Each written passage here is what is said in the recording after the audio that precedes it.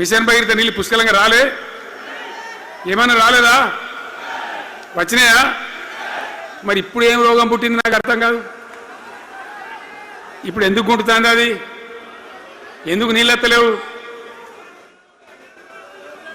వస్తున్నాయా ఇప్పుడు? మరి ఏం చేయాలా? లాగులు వలిగేదాకా చంపాలి. మంచి మాట కాకపోతే ఏం చేస్తారు?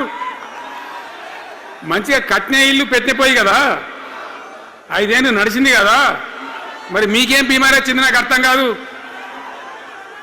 ఇంత పొడుగు మాటలు మాట్లాడుతుందా? అడ్డం పొడుగు మాట్లాడుతుందా? పొద్దున్న లేతే కేసీఆర్ చావాలి, నువ్వు 1000 జన్మలు ఇచ్చినా నేను చావనా కొడుకు అనుకుంటున్నావు.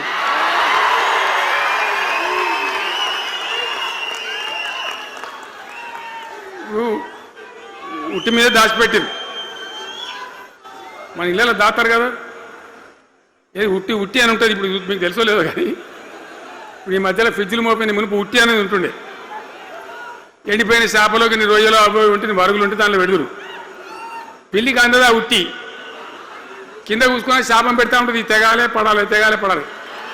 పిల్లి శాపానికి ఉట్టి తెగుతుందా? మరి ఎవరు కేసీఆర్ రావాలంటే కేసీఆర్ దత్తడా? మీ దీవెన మీ ఆశీర్వచనం ఉంటే జీవన్ రెడ్డి గారు అన్నాడు, నాకు 75 ఏళ్ళు వచ్చినాయి. జీవన నేను చెప్తున్నా, నాకు కూడా 72 వచ్చినాయి. నీ వెనకనే నేను కూడా లైన్లోనే ఉన్నా. నేను ఒక్కటే మాట చెప్తున్నా, ఈ మా దేశభక్తి శ్రీనివాసేమో నాకు ఇంత పెద్ద కట్ట రాసి ఇచ్చాడు, నువ్వు మాట్లాడాలి ఇవన్నీ. అవన్నీ కాదు, ఇక్కడ దరిద్రం పోయేదాకా, ఇక్కడ టాప్ టు బాటం అన్ని వర్గాల ప్రజలు ఇది మా తెలంగాణ, మేము గర్వంగా బతుకుతాం, సంతోషంగా బతుకుతాం, అన్ని వర్గాల ప్రజలు తలెత్తుకొని వచ్చేదాకా మనం సేవ చేయాల్సిందే, చివరి శ్వాస దాకా కూడా చేయాల్సిందే.